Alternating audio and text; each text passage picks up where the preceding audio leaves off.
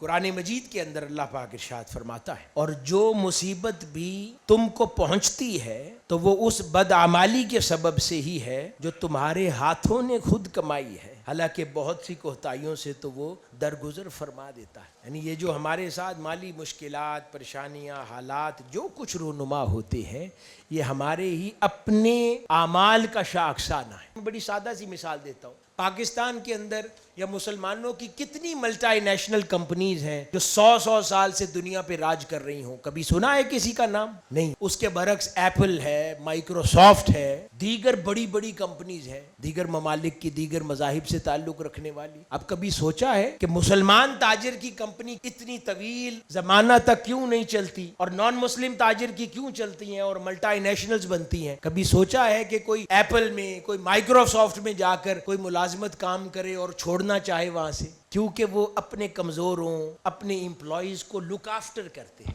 تو look after کرنا تو ایک ماڈرن کانسیپٹ ہے نا ہیومن ریسورس اور ایچ آر کا، لیکن یہ تاجدار کائنات صلی اللہ علیہ وآلہ وسلم کی تعلیمات کے مطابق ذرا سوچئے کہ جو کمپنی بھی اپنے ڈیپینڈنٹس کو اور محتاجوں کا خیال رکھ کے انہیں اچھا پالے گی، اللہ پاک اس کمپنی کی عمر بھی بڑھاتا چلا جائے گا۔ ہم لوگ نہیں رکھتے اچھا تو ہماری کمپنیوں اور ملازمتوں اور کاروباروں کی بھی عمریں زیادہ نہیں ہیں۔